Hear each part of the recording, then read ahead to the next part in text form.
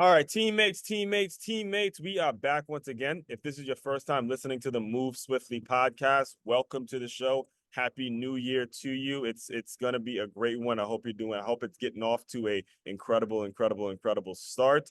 To my regular listeners, it's like nothing has changed. You know, we've been doing this for 4 years now. Now we're going on 5 years, and bring you nothing but the best, bring you nothing but the best, bring you people that have an absolutely incredible story, and they've been put on this earth to absolutely just serve and serve and serve. I make it a point to find people like this, and I just got to give you the story. So it was maybe we're recording this not near the new year, but I was looking for a brand new boxing gym because, as you guys know, I'm a background as a boxing trainer, and I decided to find a job. Found a gym out here in West Palm Beach, and I just fell in love with the workout. So I was, scrolling through what they post, and they actually posted one of their previous members, and I just happened to click on it, and I saw she was a life coach that has an amazing story, and she just does some work that you would, I mean, if you were feeling resentment, if you were feeling trauma, if you had any excuses in your life before today's episode, we are getting ready to eradicate all that shit now. So all that weight that you've been holding on to and all that,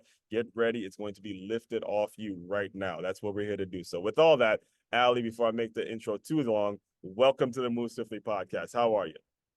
Oh, that was a beautiful intro. I am doing good, and I am so excited to be on your podcast and to just dive into all the different topics. We have so many things in common. Yes. So I think it's going to be just really great to dive into absolutely any topic today. I'm excited. Yes, we do have so many things in common, but the beautiful thing is I know that because you were willing to put it out there for people to see. You were willing to boldly and courageously tell your story from beginning to the end. So that I commend you for that. I'm proud of you for that because I know, especially for women, that's not an easy thing to do. It takes courage to do that. It takes letting go of a lot of bullshit that you probably used to hold on to. And, we'll just go back from the beginning because your story started off a girl from Peru who came to Florida, and I believe you said your father didn't even make it to Florida till a year later, and there was trauma already built in the home where you were trying to figure out how a marriage is supposed to work, how was a man supposed to support their wife, and all that kind of stuff, and it led to depressing feelings. It led to things that you were going through at the high school level. I mean, I think you described it as you would do work at school just to stay away from home, all kinds of stuff that you were putting out there. So let's just start right there in terms of that little girl, that little Allie that was growing up. And again, you don't have control, you got to learn a new language. Let's go right there and speak about your childhood a little bit and some of the things that you had to pick up on. So the floor is yours. Ooh, that's good. Okay, so we're starting from the We're beginning. going from the beginning, girl.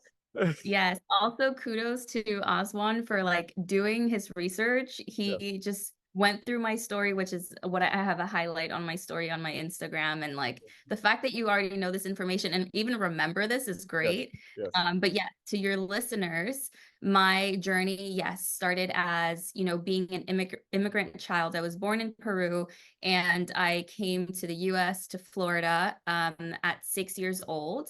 And, when I tell my story, a lot of the things that I share are things that I'm now more aware of than what I actually was aware of at the time. Of course, as a Absolutely. 6 year old, I was kind of, not really aware of all these different ways in which, trauma was being built in my body or in which things were really affecting me. It was just like the normal for me. Hmm. But yes, coming into the US had a very much like very, I would say, typical immigrant lifestyle, which is, I would say, typical because it's what I hear from other people. But I came here with my mom and my two other sisters. One of my sisters went straight to the Air Force to just be able to like afford school and to be able to help us financially. My other sister was, I think, in middle school or high school, and she started like working, when she wasn't in school. Hmm. And my mom, I really rarely ever saw her because she was just doing all the jobs that she possibly could. Hmm. And it's so interesting because I have my mom visiting me right now. And just yesterday, I was asking her more about how I was when I was younger. And she just always says the same thing. And I always just like, in a funny way, say that I was just like a little bit of a boring child because I was a quiet child. Like I didn't speak much. Or not that I didn't speak much, but I was very much like to myself. Mm-hmm. And I was just very calm. I didn't have like a huge, strong personality as a child. And I was just kind of like, I remember one of my sisters always saying this, that I was kind of just like in the background, like just very polite, very calm, like into my own thing. And so growing up, even though I was moving through that whole shift and like moving from a third world country to the US, like the land of, the American dream and all of that, Mm-hmm. I kind of just kept to myself and I didn't really see that anything was affecting me until, I started growing up and realizing more and more things about my lifestyle, and what I moved through. There was a lot of like emotional and physical Mm-hmm. and mental abuse between my parents that, I started seeing, more so like in my teens. Mm-hmm. And to me, that was so normal. And honestly, I never even knew that that was trauma. I think Right. I realized maybe around like my mid 20s that like I had actually experienced quite a lot of trauma, but I didn't know that it was because I thought that was just a normal thing that people move through and go through. My And parents were not just to very, cut you off, but I just got to pause you there because that's the scary part. As we look at it now, when you think of, and I teach, I'm around it all day, Ali. So when you see the kids going through it now, they have no idea the trauma that they're going through. They have no idea that it's not normal for a man to be getting drunk and hitting their mother. They think it's actually normal. And I'll give you this story. Is we had a kid I teach at a school. It's right here in West Palm Beach, and we had a kid who was living in Fort Lauderdale, and I asked him where he's from, and he goes, "I'm drive by Fort Lauderdale." Like this is a second grade boy talking like it's normal to see, gunshots and things like that. And that is why I think the work you're doing, and if it sounds like I'm a broken record, is because I know how important it is. I know how incredibly important it is for these immigrants, for these young black and brown boys to see that role model to say, hey, that shit isn't normal. We don't deserve to be in a situation where parents or relationships or in broken homes, or we're sticking with people that don't deserve us. And if we can teach that to the younger people and be open about it, we can start to see things change over and over again. So, go ahead. By the way, I want to make sure I make certain points because, and that happens on the show, by the way, we keep it all the way organic. So anyway, go ahead. no, that was perfect. Mm-hmm. That I think especially in minority cultures and Mm-hmm. people of color, mental health is not talked about at all. Mm-hmm. And it's something that like I know there's like reels and TikToks in on social media that um joke around the fact that like if you're Hispanic and like if you ever talked about being depressed or having like a mental health issue, your mom would just tell you to like go clean the house or to Right. like go do this or go do that and just like brush it off kind of Yeah. thing.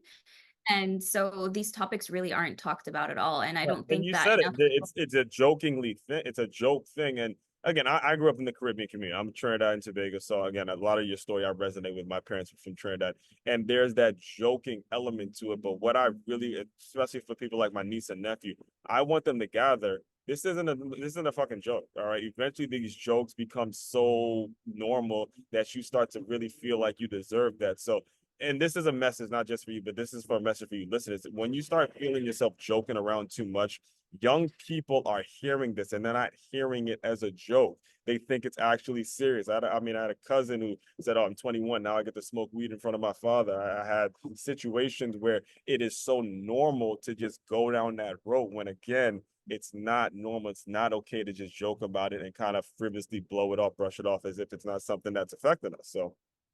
Oh my gosh, totally. It's like gaslighting yourself, right? Mm-hmm. Thinking that it's something that you can just brush it off. And then what ends up happening is you think you're brushing it off, but you're really just Thank you. holding it and Thank you. internalizing it in the Right. body, which Right. is actually just creating more turmoil inside and actually affecting your life even more than you think it is. So Right. it's actually doing the exact opposite of what you think you're doing. Okay. There's that saying that says what you resist persists. So Mm. that thing that you're Mhm. continuing to resist and put away, like it's just creating a snowball effect. And It is. the beautiful way in which life works is that like the same patterns will continue to come into your life until you can finally learn from them. And when you finally learn the lesson, that's when the pattern will stop. So Yes. if you constantly find yourself in the space of like, ah, oh, this keeps happening to me over and over, and I don't know Yeah. why, there's a deeper lesson there that you're not really looking at. And the universe is Huh. actually amazing. It's like sending it right to you over and over again till you get Yes. the lesson, right? Yes. And oftentimes we just brush it off. And Yes. yeah, I think that's great that you're touching on that, because it's Yes. important that we realize every single human has some sort of Hmm. trauma.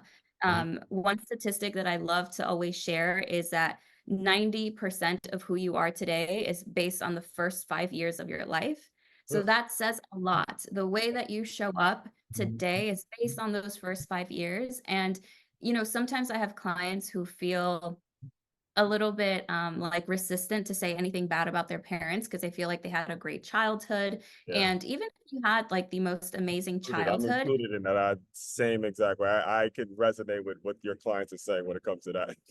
So, yeah. Yeah, I mean, even if you had the most amazing parents, there are still things that your parents weren't able to meet, needs mhm, that they weren't able to meet for you that they didn't know, because as a child, it's not like you're able to say like, "Hey mom, I need to meet this need of safety. Can you meet it for me?" Right? It's not like you can verbalize and communicate the needs that are unmet within you, and your right. parents aren't wizards. They're not going to know everything. And so trauma isn't only the things that people do to you, it's Mhm, also the things that people don't do. There mhm, are, sometimes people think that something really huge and traumatic, like, sexual abuse or physical abuse, has to take place in order for you to experience trauma. But trauma is absolutely anything. Trauma is essentially just like a heightened state of fear that mhm. your body experienced and held onto in the body. Yeah. So absolutely everyone has some sort of trauma to move through. And I think going at it with that perspective already gives us the awareness of like, okay, I know that there must be something within me that I need to work through and move through. Mhm. Let's start taking a look and navigating what that could be. Yeah, and it's definitely something that can be as simple as not getting a hug. It can be as simple as not saying Mhm. something that you say to your kids all the time. Like, I mean, I have students now. Check this out. Just even today, one of the students, he's a rising second grader.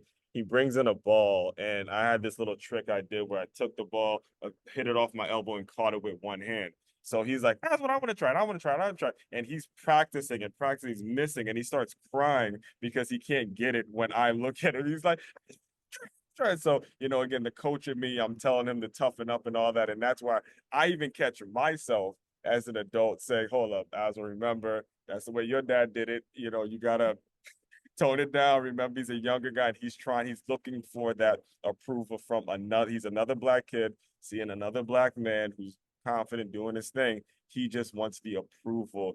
Just calm down and kind of give it to him.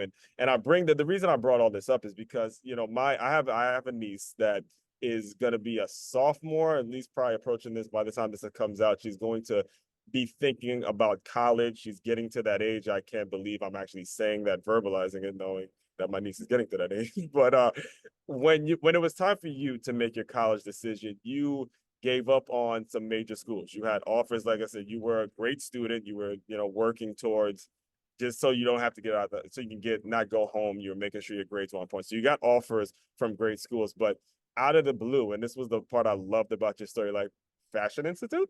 That's so Raven. So can you speak to it? I laughed when I saw. I was like, wait a minute, like what's going on here? So, but it Mhm. actually turned out to be something that was a very valuable experience for you. So, walk us and talk us through that situation because I know, like fashion, I don't know because of That's So Raven. What the? So, Oh my God. Yes. yeah, Yes. speak to us. Yes, that's so funny. Yeah, I'd be more than happy to. Yeah, so like, okay, so came to the US, and I think it's the Capricorn in me, and maybe you Yes, resonate.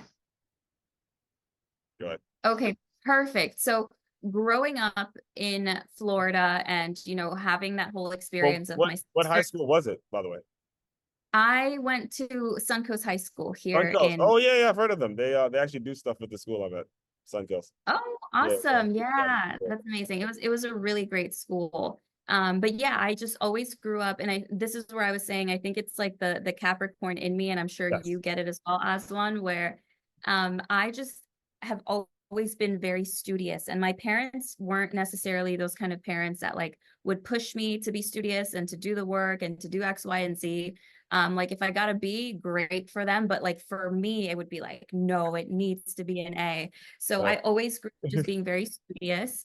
Yeah. Then I ended up going to Suncoast High School, and even like throughout middle school and before that, I was just like a straight A student. Mhm. Suncoast at the time when I went to it, I don't know where it's at now, but it was like one of the top schools in Florida, Mhm. full of all the nerds, and I am myself a nerd. Mhm. And so it was just a very rigorous time in high school where and this again was just all me putting on so much pressure to overachieve and be the very best that I could be, Mhm. where I slept very little, constantly doing work. Like I felt like I didn't really have much of that like high school lifestyle of like going Mhm. to parties and doing all these different things with friends because I would literally my weekends were spent at home like reading or studying for an exam.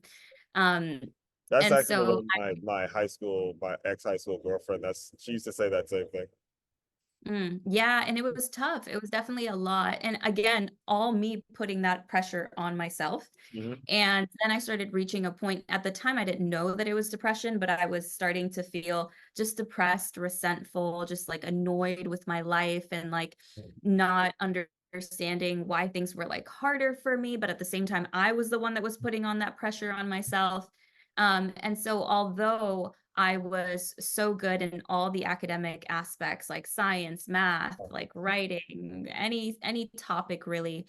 Once I got accepted to like UF, FSU, I was planning on going to UF, Hmm. and I was planning on following my dad's footsteps of like after that pursuing law.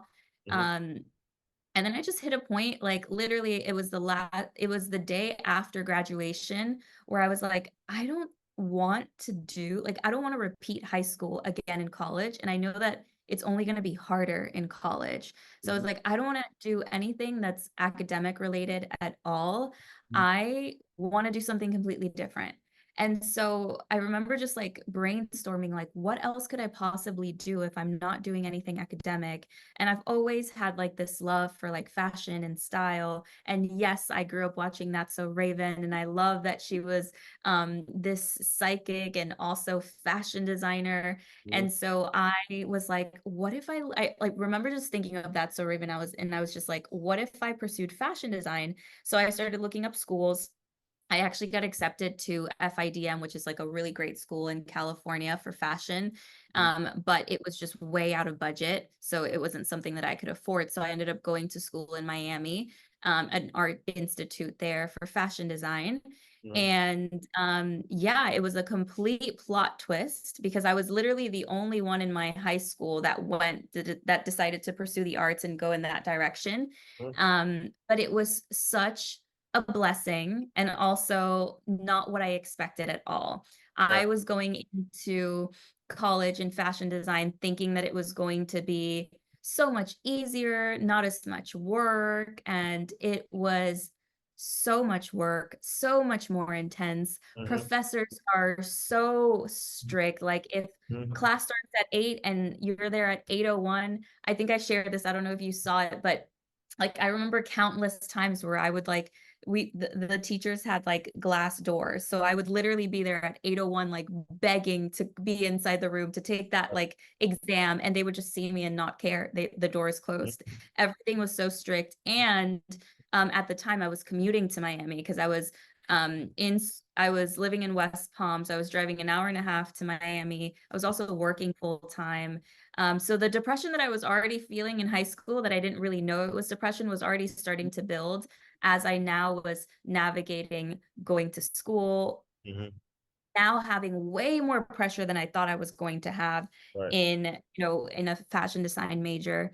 Right. Um, and then that's when I then sought a spiritual life coach. But Hmm. like before I even talk about spiritual life coaching and how that, changed my life, the beautiful part about the fashion industry is that it taught me how to embrace my feminine energy more. Hmm. So that could be a whole topic within itself. There is Well, masculine energy and there's feminine energy. Do you that's know about it? Yeah, and well, before you, and I do want you to elaborate on that, but I do want to make sure I make a point very clear for the listeners about your college experience. All right. And I've told this story on previous shows and I've written an article about it, but there was a time during my second year of school, Ali, where I tore my ACL after my freshman year and I had to go to community college. And that was like the worst. Like I didn't expect to have to move back home, go to community college, be working, and go to school. So I was for the first time in my life, I was actually like a regular student, not a football player. But I took a business 101 class, and the business professor broke it down like this. He goes, "You guys are blessed to have to deal with this because you're dealing with real business. You didn't wake up some morning, you walk across this fancy campus where the grass is cut, the lawn is nice, there's a water fountain, someone's serving you breakfast. Oh, you guys are getting a dose of reality in the business world. You have to deal with traffic, you have to figure out how you're going to get gas, you have to maybe make it on time, and being in your situation where it was strict, you needed to get your ass there by 8 o'clock, not 8:01. You needed to be there on time. And that is so important in terms of the college experience. You know, if you had gone to a UF, if you had gone to a FSU with the grades that you had, then again, you might not have been as hungry. You might not have been dealing with the things that you have to deal with today when you're running your Mhm. business. You have to deal with everything that you dealt with that freshman year. And that Mhm. is very, very important for you listeners, especially for the young people that think just going to college is going to solve all your problems. Newsflash, breaking news. It's not. It's the Mhm. experience that's going to solve your problems. It's how you take the experience and how you apply it to the things that you want to do. But it is an absolute journey. It is an absolute journey. And I think that's very, very important to mention, not only for the kids listening in, but the parents as well that put Mhm. pressure on their kids to send them to some fancy school because it's gonna, kind of stroke their ego a little bit. So, you're going through that. I'm assuming, you can correct me if I'm wrong, you're not getting a ton of support from your family. So you have to, at this point, you're on your own now. You got to figure it out. You're a grown woman now, and it's like, look, you chose this life, you chose this situation. And it's only son. If I know anything about South American parents and Caribbean parents, there was only so much complaining you were going to be able to do with them. And you were able to discover, like you said, feminine versus masculine and start to, kind of carve out a lane for yourself. So, feel free, go ahead and elaborate. Yeah, totally.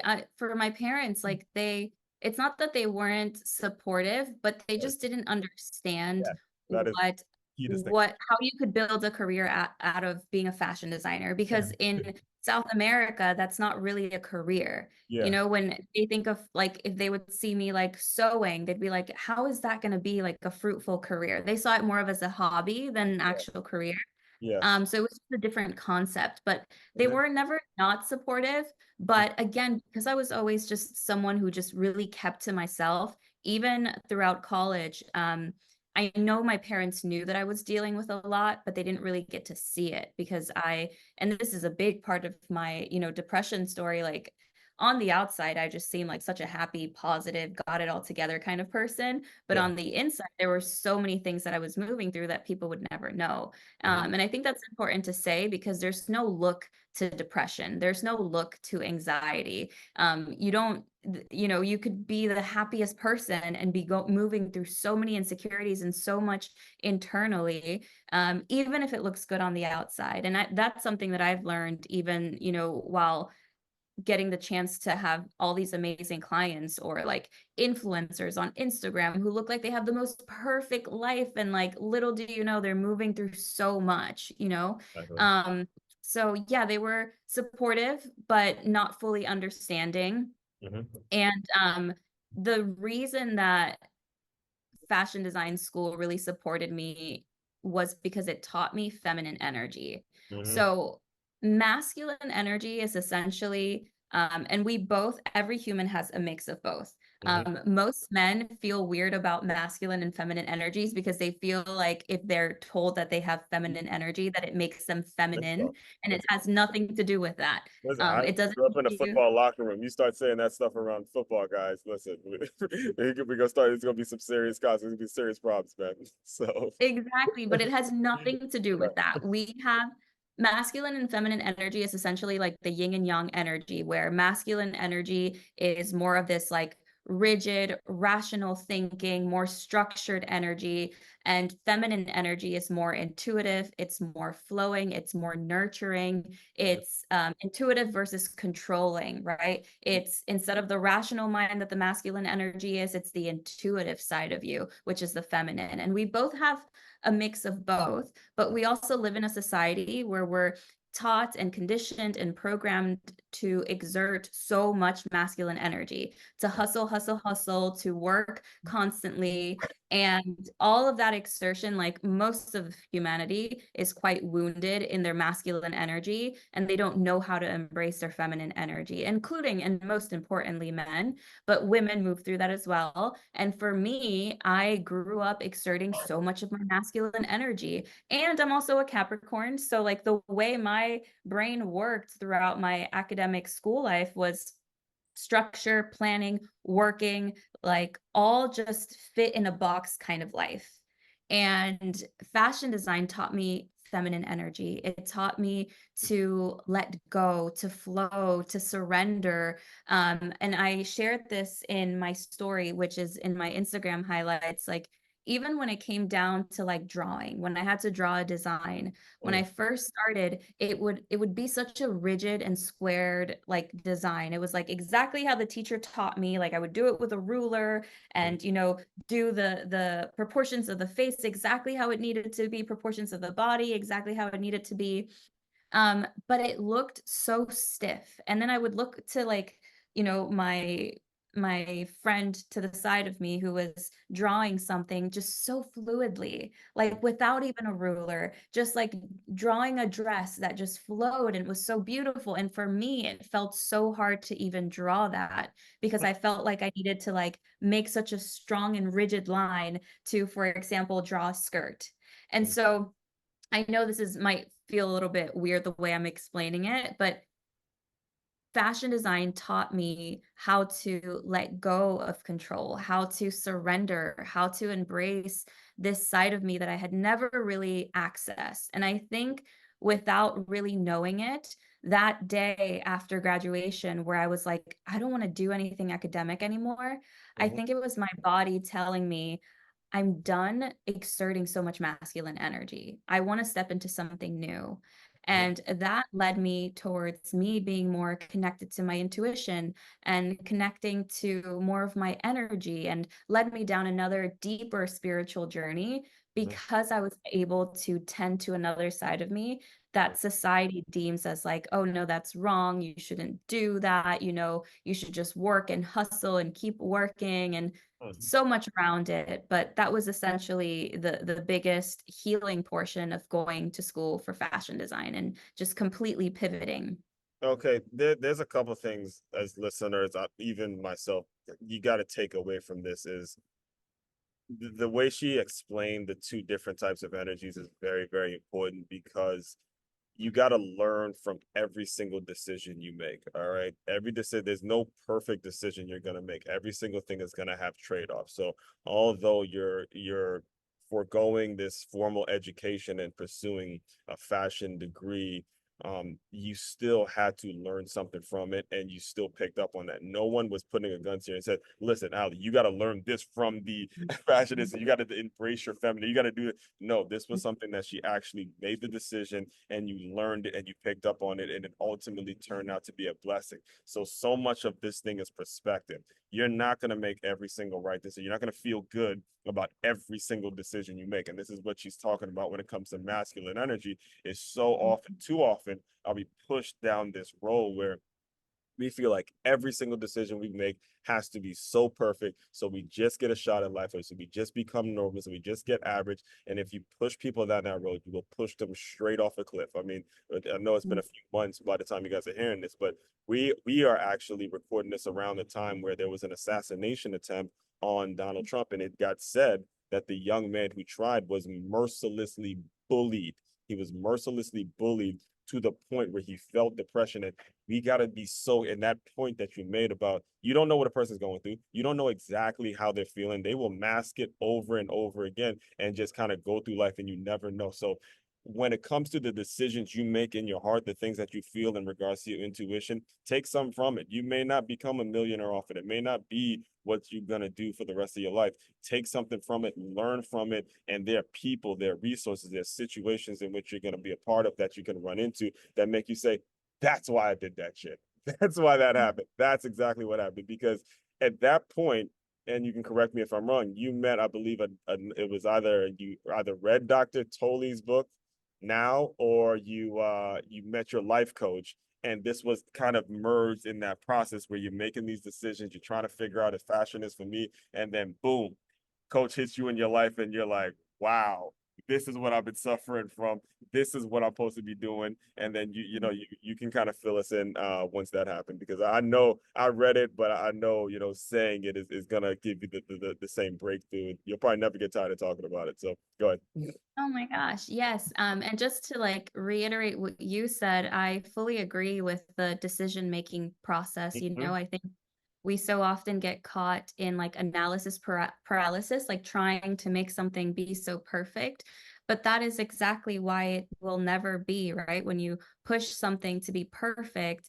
And that's another aspect of, the societal conditioning around exerting so much masculine energy. Everyone strives for perfection, but just the act of perfectionism shows me that you're wounded. It Mhm. shows me that you are so insecure and wanting to, you know, be seen and loved and accepted by everyone, that Mhm. you're doubting every move that you make, rather than having a deep sense of confidence and empowerment within yourself, and Mhm. knowing that whatever step you take moving forward with that fullness and wholeness is going to be accepted by your people, by the people who will see you, right? Because it's hard for humanity to understand that you're not going to be loved and accepted by everyone. And no 100. matter how amazing you are, there's still going to be someone that hates you. There's still going Yes. to be someone Yes. that is Right. so triggered by you and by what you do. Right. So it's instead of seeking perfectionism, just take messy action, Yeah. right? Just like Right. forward, take some sort of action, even if it's messy, and know that it's leading you towards what you want. If you're seeking perfectionism, you're only going to get paralyzed, because you're going to realize how hard it is to move forward if you're constantly just so aware of what everyone else is thinking and saying and wanting to please everyone. I got you. I got you. Yes. So I mean, I can we can go on a rabbit hole with that, because I actually, right before, I'll give you this example. Right before you, I had a guest who was studying to be an engineer, and he was just telling me, look, when you make a mistake in the engineering world, people lose their lives. There's roads, billions of dollars. You cost companies billions of dollars because you didn't build a road the right way, you didn't build a bridge the right way. It collapses the whole thing.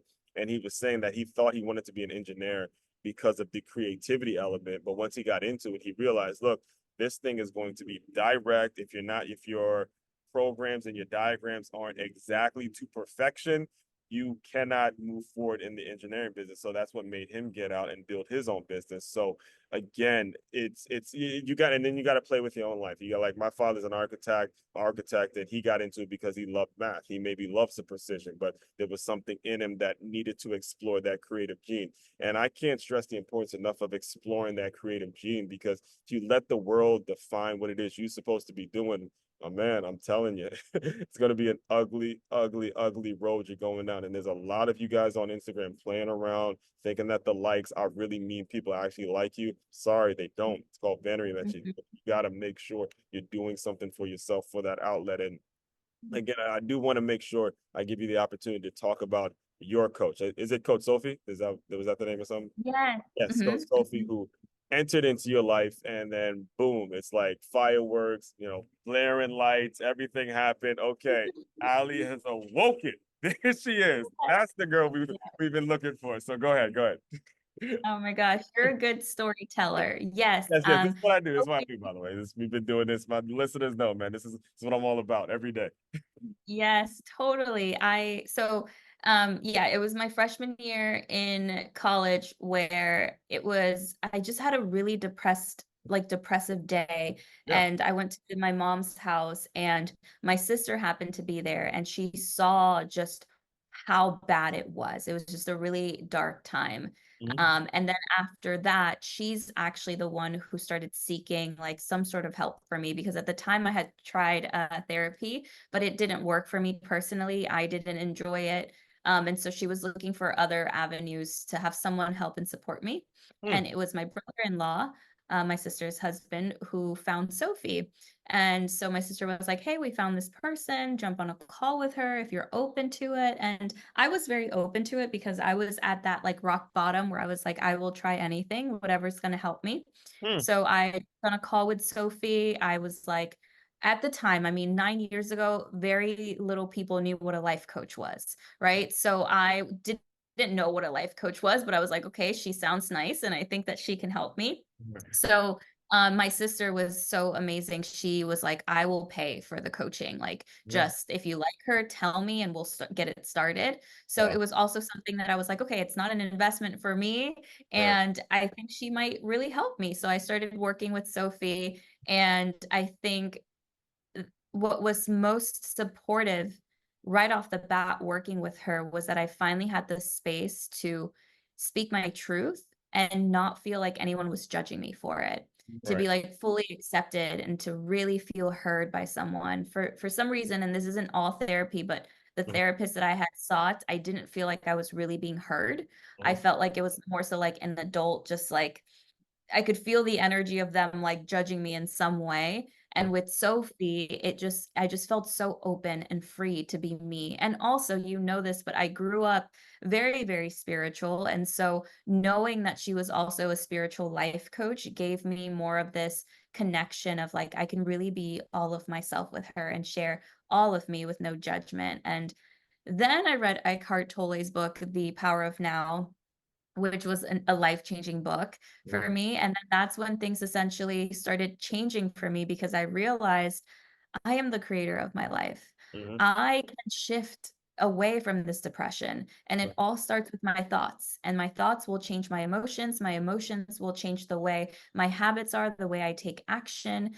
And that is how I get to create my life. Right. And that is what essentially took me on this path of becoming so much more aware of what was going on internally within, what Mhm. thoughts I was thinking, what emotions I was like repressing and internalizing versus releasing. And as I started releasing my emotions, speaking my truth, changing my limiting beliefs to empowering ones, my life literally just started changing. Yeah.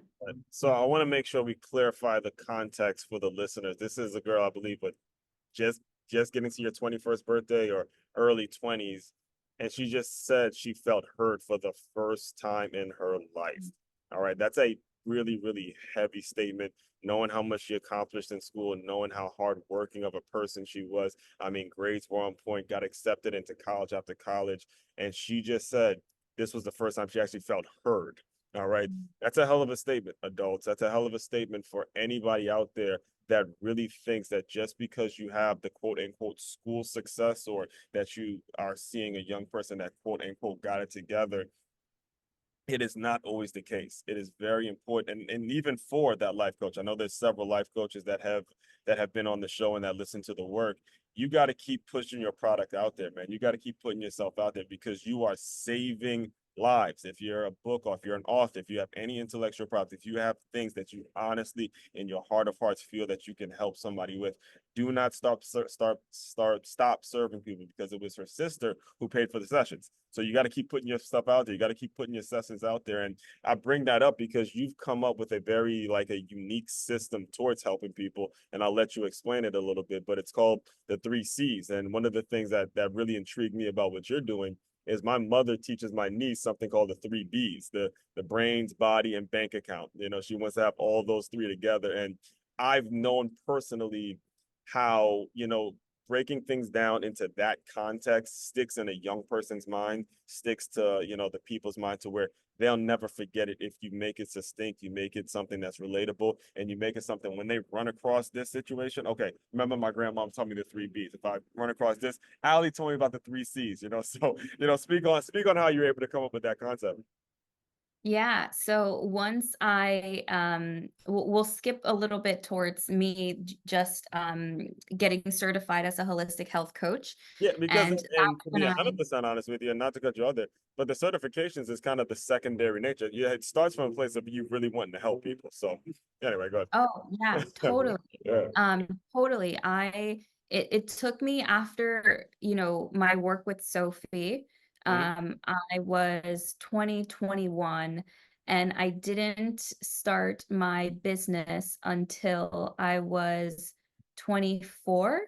Mhm. And so it took a couple of years before I was working in the fashion industry. Yeah, you. But the point where I was like, you know what? I want to do something more. I really want to help people in a deeper way. Mhm.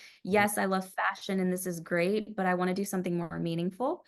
Mhm. So I got certified as a holistic health coach, and I wasn't really seeking to become a coach. I got certified as a holistic health coach to learn more about my own nutrition and like at the time I was moving through a lot of gut issues, so I really wanted to heal. Mhm. And what I learned about holistic health is that health is not just nutrition, it's your body, mind, and soul. It's covering all those three areas, and they're also interconnected. And so I started learning more about like mental health, and it just flowed so naturally for me. Like the topics that were covered, I was like, this is what I love. Like this is what I really want to do.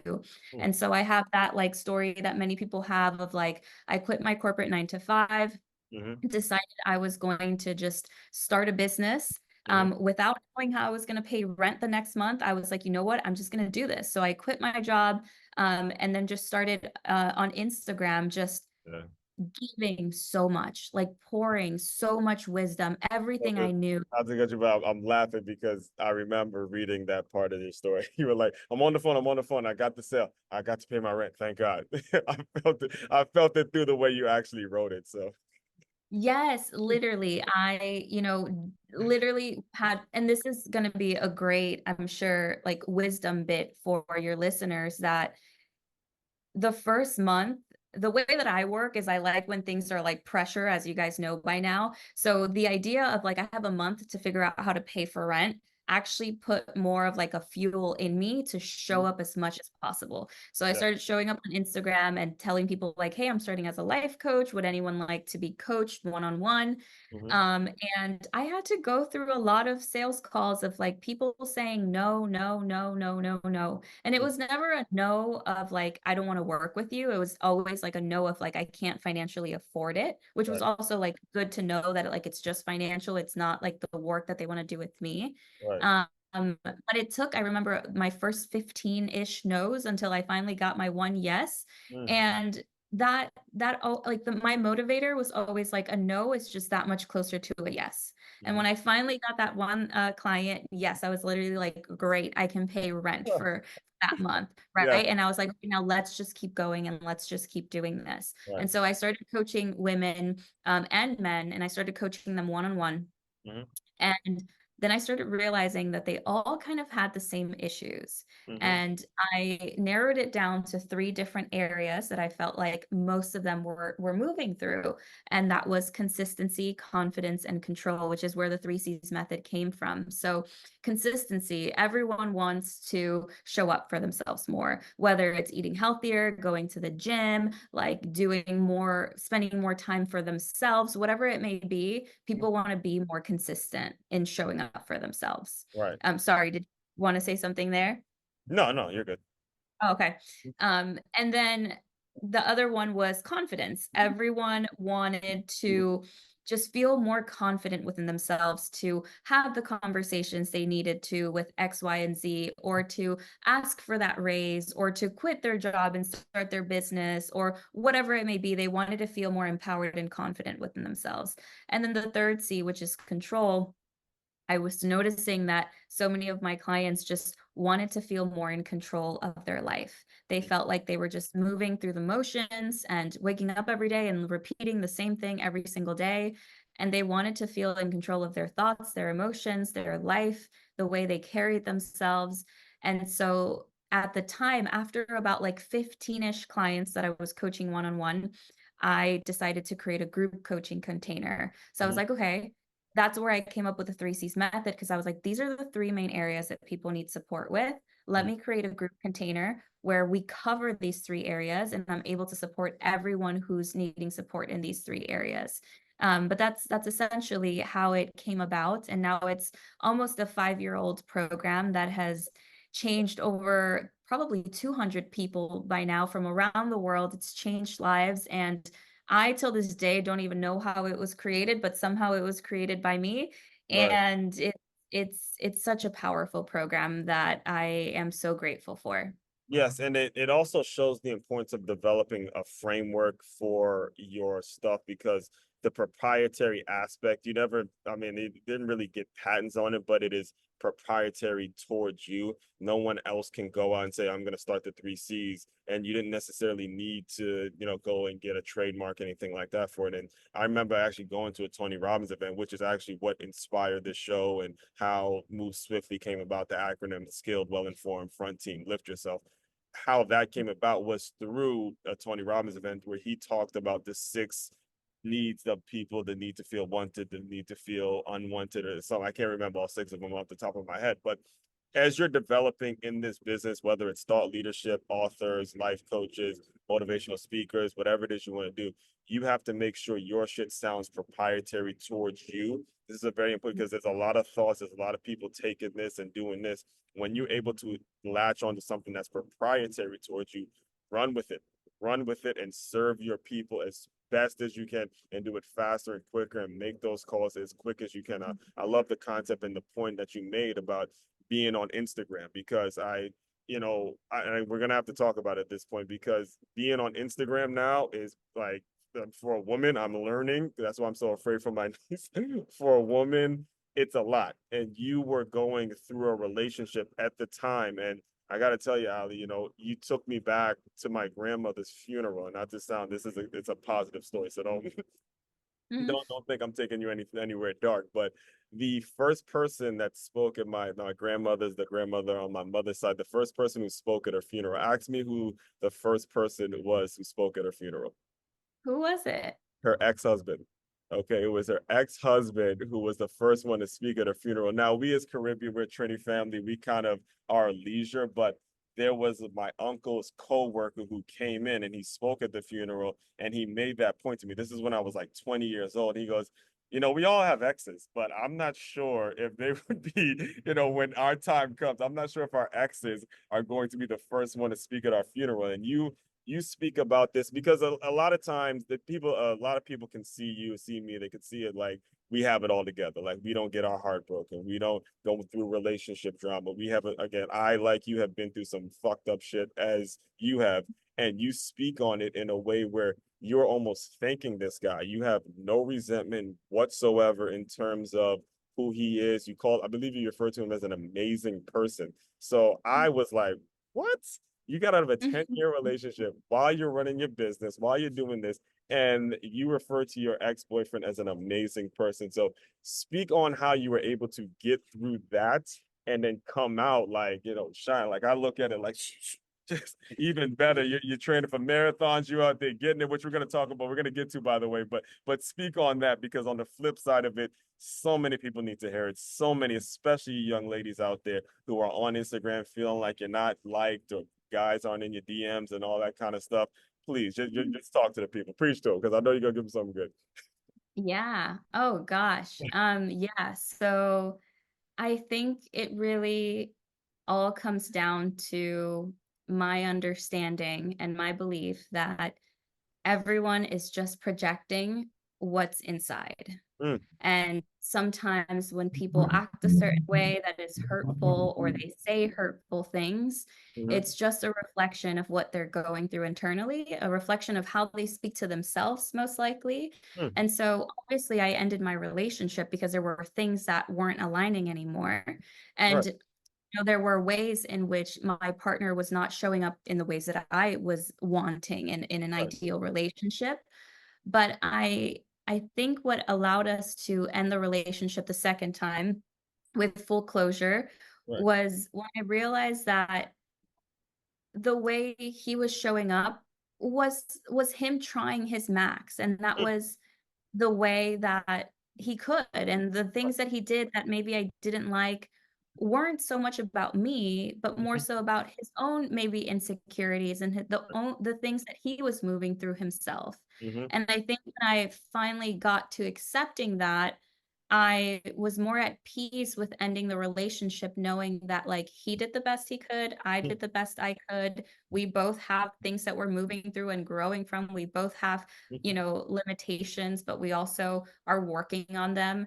Um, and one of the biggest things, and I hope that everyone listening to this really like hears this, is that it's important, especially as women, when you're dating a man, that you date a man based on who they currently are, Mhm, not who their potential is. And mm, I think for women, because we tend to be like the savers, the rescuers, mhm, we fall in love with the idea of who a man can be versus who a man currently is. And mhm, so we like, that's when the red flags, we just don't see them because we just feel like, oh my gosh, we could be this, we could be that. The way we are as women, we tend to just like plan out our whole life story as soon as we see a guy that we like. yeah, Right. And I realized that for many years, I was continuing to stay with a man more so with the idea of who I thought he could be if he did the inner work.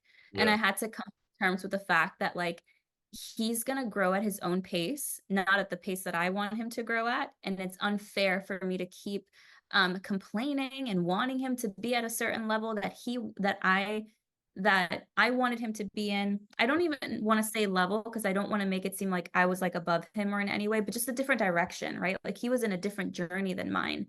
yeah, And so when I came to accept that, I was like, okay, we have to be with people based on who they are now. And mhm, it's okay to have an idea of their potential and who they can be, mhm, but to just be with them for that idea, it's so unfair to them and so unfair to yourself because you're not loving them unconditionally. You're mhm. loving them based on who you think they can be. And so that realization really hit me and it made me realize I deserve better. Right. He deserves better. We're both no longer in that same growth journey. Like we're in different journeys and it's time Mhm, to, separate.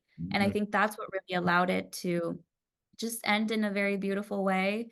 mhm. Um, and I spent 10 years of my life with him. So it would, I think, be crazy to not have so much gratitude for like everything that I lived through with him. Yes, we moved through many ups and downs, but he was the person I essentially grew up with. He You was were my in you were in best Colorado, friend. so, like you weren't always in Florida, right?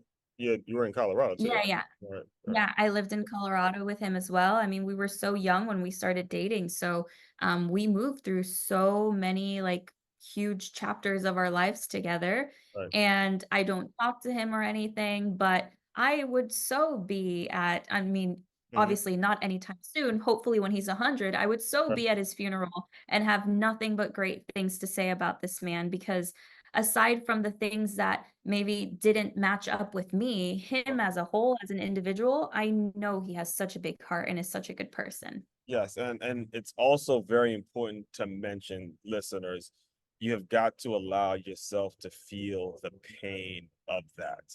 Let it Mm, hurt, let it burn, let it just really eat you up inside. Because I mean, one of my favorite authors is Gary Zukav, The Seat of the Soul, and he has a segment with Oprah. It was him and his wife, and she was talking about like, when I allowed myself to feel the pain of that, I was able to then heal and forgive myself and say, I will not let myself be around an individual like that anymore because of how much it's going to hurt me and how actually mentally draining it is. And I'll give you an example in my own life is I brought up my ex earlier when I was with her for 4 years, and when I allowed myself to feel the pain of she wasn't the right one because she grew up without a father. Now, again, I'm one of the few black men out here that has grown up with what it felt like 15 fathers between my Caribbean father, between my coaches, between my teammates, between my uncles. I had way too many male influences in my life. And when I realized she was with me specifically because she didn't grow up with a father in the house,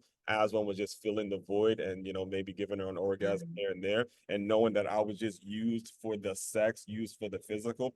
When I had to mm, sit there, Ali, and feel that pain, that shit mm, fucking hurt. Okay, it hurt to the point where it's like out. So when you put that picture up there and you were that vulnerable and you showed how days you spent crying and crying and crying, when you allow yourself to feel the pain of that, the flip side of that, listeners, I'm telling you, it is something that you cannot.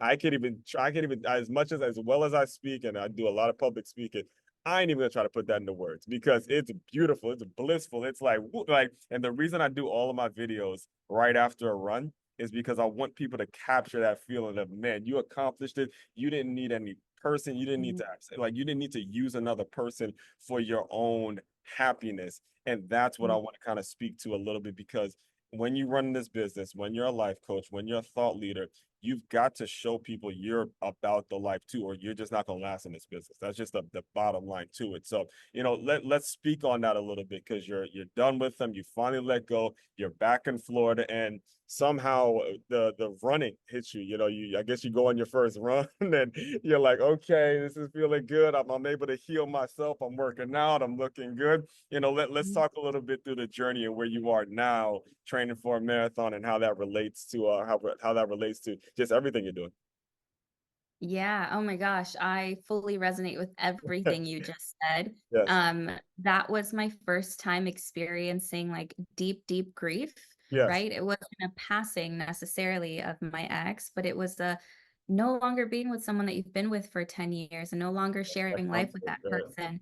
So it was such a deep grief that I moved through. And you're right, it wasn't okay. So my story was that I dated him for 7 years. And Mhm, then we broke up for a year. We were still friends, mhm. which this should have never happened, but we were still friends, which Right, led to right. then us getting back together That's on year right, right, 9 right, yeah. and getting together for a year, right? And then the second time, it just didn't feel good anymore. It didn't feel the same. So we ended things there. Um, but But I do have to ask that you there because I do want to make sure we got to make sure we get this in. What Yeah. role did your current clients play in that second time around? Because you speak, one of the things that you make sure you consistently do is you thank your clients for being very vulnerable and giving you their story. Did hearing their story and hearing what they go through, did that sort of say, you know what? If I'm teaching them this stuff, I gotta walk the walk. I can't be talking it and then going back. Like, what can you talk a little bit about? I want to give you the opportunity to talk a little bit about how your clients may have played a role in that second go Ooh, that's around. such a good question. Yeah. My clients play a role in my life every single day because Mhm. integrity is so important to me. Yes. And I never want to be someone that preaches things but isn't actually doing it themselves. Yes. And when I got back together with my ex, I didn't feel any sort of like, oh, I shouldn't be doing this. I genuinely was like, let's give this another shot. We've been together for 7 years. Let's see if we can, try our very best, like show up for ourselves, for each other, Hmm. and then see if this can work. But then it started getting to a point where this is where I think I knew a bigger story was going to come from it that I could teach my clients, where I realized that the reason I broke up with my ex the second time, there actually wasn't anything wrong. Hmm. This time around, he was showing up as his best self, really trying. I was showing up as my best self. However, although things externally seemed okay, internally, I no longer felt aligned with this man. I no longer felt the same feelings and emotions that I used to feel with him. And Hmm. so I could have easily continued to stay in a relationship with him for the rest of my life because there truly wasn't anything wrong that was going on. Yeah. But I knew that it was time. Like Yeah. my intuition spoke loud and clear and said, it's time. Like you've given it a second shot. And you are so much more deserving of that deeper love, both Mhm. internally and externally, that you crave and that you seek. And I know that that's the advice that I would give my clients of Yes. like, you're deserving of whatever love you desire. And I know that the love that I desired was so much bigger than what I was experiencing. And so I knew that I needed to end that relationship. And I actually do remember like, just like thinking about my clients and the story that I'll be able to tell one day. because there really wasn't anything wrong per se, but I knew that I was worthy and deserving of more. And I knew that he was as well. And I Yeah. knew that we just couldn't give it to each other Yes. because we were just not fully understanding each other in the ways that we wanted to be understood. Hmm. So that definitely played a role in me finally saying, you know what, it's time to finally cut cords. Like Hmm. it's time to finally like tie all loose ends, full closure, complete disconnection from him, like allowing him to live his life. I'm gonna live my own life. And yeah, that was essentially the role that my clients played big time. Okay, business owners listening in, we have just heard the power of professional development. All right, the magic word professional development that you need to be making sure you're putting in your budget to give every single one of your employees some form of professional development, because without the professional development element, you just don't know what relationally they can be going down. And with the growth, because again, you just said it, you met him before when you were kind of just starting out in the business. And as your clients developed, as you went through the Fashion Institute, as you're going through this and you're really feeling it in yourself, and people are coming to you with their issues, ladies are coming to you with some real shit. You're like, wait a minute, this ain't right. This isn't right. Again, love you very much, but it's not that I'm better, but we're going in different paths. It's like one person's going this way, one person's going that way. And it's just like, look, I wish you the best, but I'm not going to do it because I'm developing such a strong bond with these ladies that are trusting me essentially with their lives. I had the same experience when I was a trainer at Nine Run and just putting boxing gloves on people.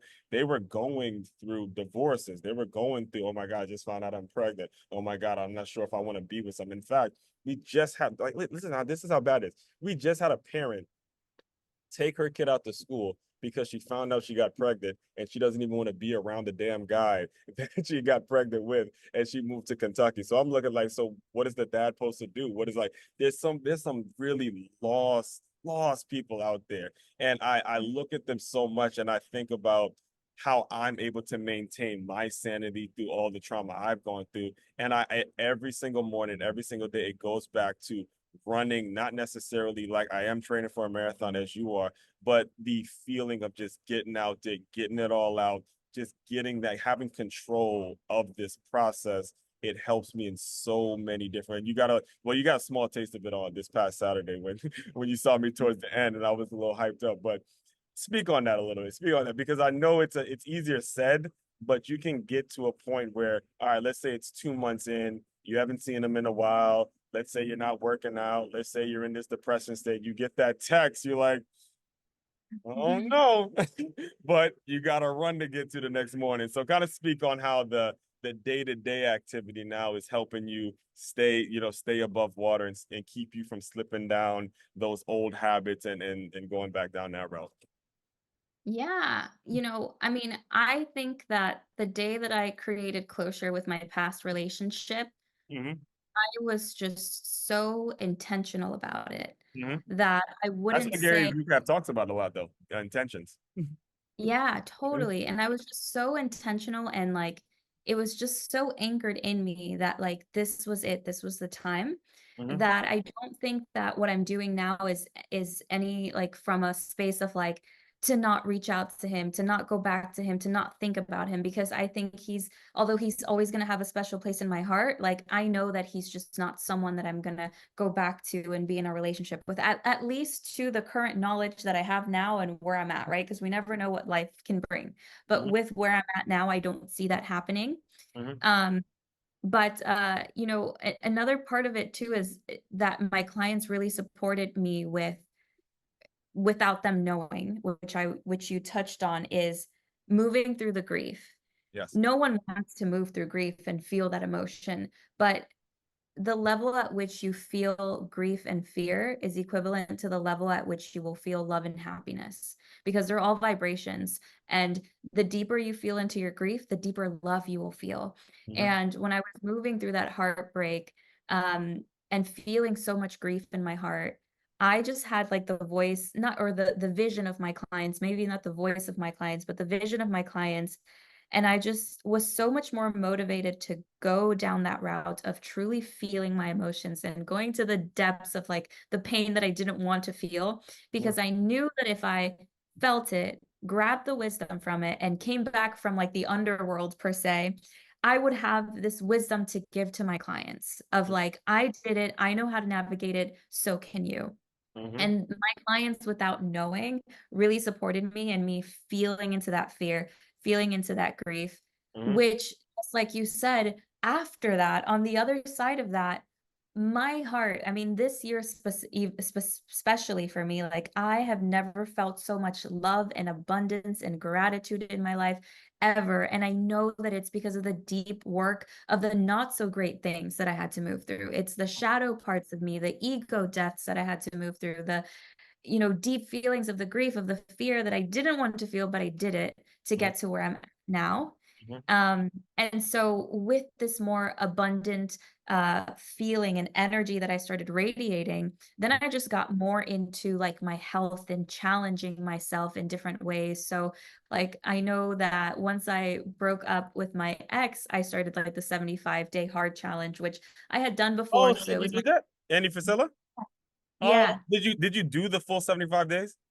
yeah. Oh my, all right. So I gotta tell this story because it's gonna be so, and Tell this is me. actually gonna be this is actually gonna be some actual dating advice slash I might get a little fired up when I say it because it was Okay. about 50 days ago ish. All right. I'm sitting not too far from actually it's a Chipotle, not too far from here with the girl. We were actually having a face-to-face conversation at Chipotle, and she brings up the 75 hard challenge, right? Mhm. And I had just gone a whole year being sober. Like there was no challenge. I just wanted to spend last year. I spent all 2023 sober, and because again, I guess I'm filtering her out to see if she would be a good prospect. She brings up the Mhm. 75 hard challenge, and my antenna is like, oh, okay, maybe maybe this could be the thing to see if she's gonna be like one that I could potentially move forward, potential like a potential suitor. And so I'm like, yeah, I'm gonna fucking do it. Absolutely, I'm gonna do the 75-day challenge with you. So Mhm. I started doing, I'm drinking a gallon of water every day. I'm actually doing the work, right? 2 workouts a day, the whole thing. And she stops doing it. So I'm like, oh, man, fuck. So I Oh like god. she's a At teacher what at the day? school. Like right She off the probably bat? maybe Ali, maybe 2 weeks did she do this shit. And now she just stopped doing it, went back to smoking weed, the whole thing. So now, she teaches at the school. So now I look at her and I'm like, all right, get the fuck out of my face. Because because it's Oh, one of those things where it's important, guys. And this is important for especially you guys to learn. You got to move on quick, man. When women show you those kinds of red, they really just don't care about the way you're projected. Sadly, I'm not wishing anything bad on her. I get she's young and all that, but your time isn't unlimited, and you got to move on from certain people when they don't follow up on their words. So for me, it's like, all right, you're definitely off the list, and we're not moving. We're not even gonna try to win her over or anything like that. So the fact that you mhm, brought that up is actually pretty surreal because I think I'd be done. I'm going on a family reunion in August, so the 75 days will be done around that time where I could probably have a beer or something like that with the family. But ever since last year, I haven't been like a huge drinker. So that's crazy that you mentioned that. I didn't even that's plan on great. telling that story. Oh my gosh. So you're on the 75 hard Yeah, challenge now. I'm still on it. I'm still on it. Like I still drink my gallon of water, I still read and all that. The Mhm, workouts are sort of tough because I'll do it outside, but then I do abs before, and then I have so many podcast interviews to where I can't wait more than an hour. Like if I'm gonna do my workout, I'm doing one inside and I'm doing one outside, and I got to get it done then. So mhm, it's sort of some, I guess, cheat-ish days, but I'm still mhm, making sure I do what I have to do because, like you said, when you run into people that get you on it and then they decide not to do it anymore. It's like, fuck, all right, you got to keep mm. doing it. So, Yeah, I'm glad you kept doing it though, and you're right, almost done with it, it seems right, like. So that's amazing. right. Yes, I was so into the 75 hard When challenge. did And you it was start? like, when did I start it? Yeah, Um, I know that I ended it January 2nd. So okay, whatever so it was 3-ish months after that probably like was. around Thanksgiving. So Thanksgiving and all that, you have to make sure you go right. Oh yeah, totally. And it was my second time doing it. I had done it like 3 years back. So I knew that I could do it. Huh, But yeah, I was just in this mindset of like, let's challenge ourselves, let's do this, let's do that. right. So I was doing the 75 hard, and then I literally just this year became more of a runner because I had never like, to think now that I can just run like more than 20 miles for fun is mind blowing to me till this day because I like earlier this year, I would never think that I could do that. Mhm. But I just started like challenging myself of like, okay, people hate Mondays. No one likes to wake up early on a Monday. I was like, okay, let's create a challenge. I want to run 4 miles every Monday. And Mhm. so I was consistent with that for months. And I was like, okay, after 4 miles, I was like, what if I did 5? What if I did 6? And then I just started running more and more. And at the time, I didn't even know like the world of marathons and half marathons. Mhm. Um, but then I think it was like a friend who like shared something about marathon running, and I was like, wait, that's a thing. And then I was like, wait, a half marathon is just 13 miles. And then I was like, what if I gradually, Mhm. get to that? And then I did, and then I completed my first half marathon on May 5th, in Did you Colorado. do? Oh, did in Colorado one? Yeah. And then after that, I was like, okay, now let's do a full marathon. So now I'm training for a full marathon, which I'll probably do in October. I haven't signed up for one yet. Right. And I plan on doing the one in December that's going to be here in Palm Beach. Okay, so Um, we're gonna do that. We're doing that one together. yes, we should. We should definitely. I get it. So I'm a But member of the Palm Beach Road Runners, and you should actually sign up. It's only like $40 a year, but we get a discount on that because K2 Sports is one of the people that is part of the run club. So we'll talk more about that off camera though, or off recording. yeah, totally. Okay, yeah, I'm so down. But yeah, that is essentially like after the breakup, I was just in the space of like, I knew that it was going to be hard because it was like, okay, now I'm really like, it's time for me to focus on me, for me to Absolutely. build on myself, to continue to be the best version of me. And so I focused more on like the challenging physical aspect of it. And that's what's gotten me now to the space of like training for a marathon and loving running, which I never thought I would do, that I would like. Hmm. But it's also so interesting because running is a lot of energy and motion. You're releasing a lot of energy out of the body. Hmm. And it's also a lot of air energy, right? Because as you're running, it's a lot of air and it can be very ungrounding. And so, just for any runners who are listening to this, like a big part of this new journey of mine as a runner has been to compensate all my running with also a lot of grounding work. So, a lot of like meditation or somatic work that helps me like come back down to earth because running can be such airy energy that it can keep you dysregulated if you're not taking enough time to like actually slow down and decompress and ground and connect back to yourself. Yeah. But yeah, it's been a beautiful journey, and yeah, that's what's gotten me to where I'm at now. Yes, and that's I'm kind of speaking this into existence because for you listeners, we're actually recording this mid-July, and I'm gonna ask you about what's next in your business. And I know you have a retreat coming up, but by the time this comes out, you would have had a successful retreat in Peru and doing your thing. So talk about what's next after you've had your successful retreat, what you plan on building, how what's the what's your vision, what's your kind of your 5-year plan and where you see your business going. Yeah. Well, I will still have coaching programs. So if the 3 C's method is something that any of your listeners are interested in, that will still be alive whenever this podcast airs. So definitely be sure to check me out on Instagram. My Instagram's Alejandra Duenas _ and reach out to me, message me, and I can show you. I mean, I have so many other programs by now as well. I have quite a few group coaching containers. Yes, I have a retreat that's happening in Peru this year, September 1st through the 7th, which I'm really excited about. And I actually plan on probably by September to open up or to start my first podcast. So I'll have to take some tips from you, but And I definitely man, you say the word. I'm here for you, man. I'm here for you. Yeah, I definitely plan on starting a podcast. And my 5-year plan is to open up a spiritual healing center. Hmm. So a center where people can come in, have a membership and, do yoga, meditation, get access to a life coach, be able to, get a good, I don't know, yoga session in, have an amazing speaker, sharing something beautiful and maybe leaving and getting like a green juice, like a whole vibe of a whole membership, that's all based on like holistic wellness and spiritual healing.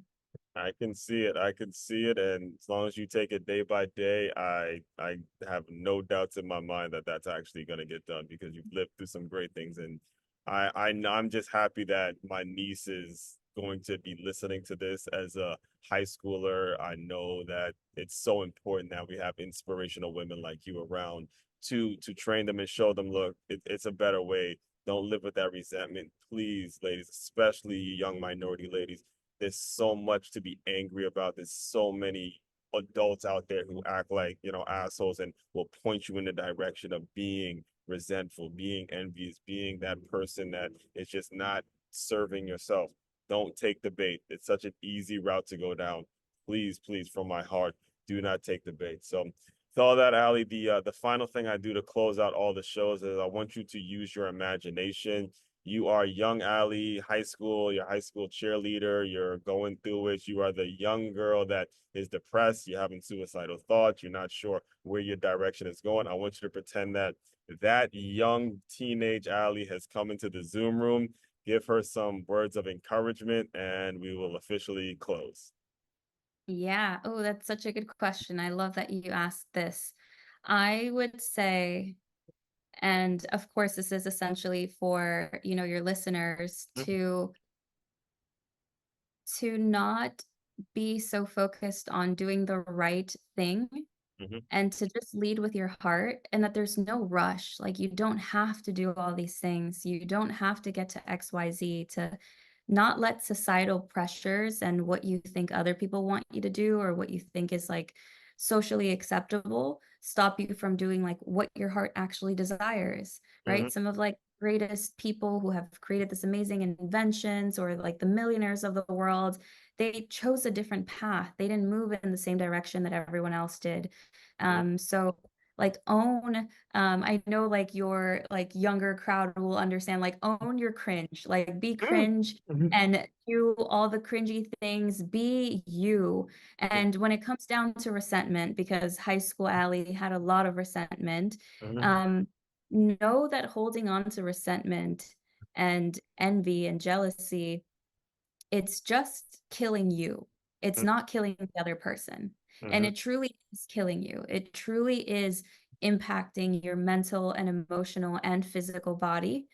And it's important to realize that holding on to resentment doesn't do anything for the other person other than make you suffer in mm-hmm, life. And you get the choice every day to choose, I'm either growing or dying. Every day you get to choose that. I'm either choosing growth or I'm choosing the downward spiral. mm-hmm. And so choose growth, choose to shift things, and choose to open up your heart. And yeah, there's no rush. Do it at your own pace. Don't feel like you have to do what everyone else is doing, and just own who you are and try your best to be vulnerable. That would be the best advice I'd give.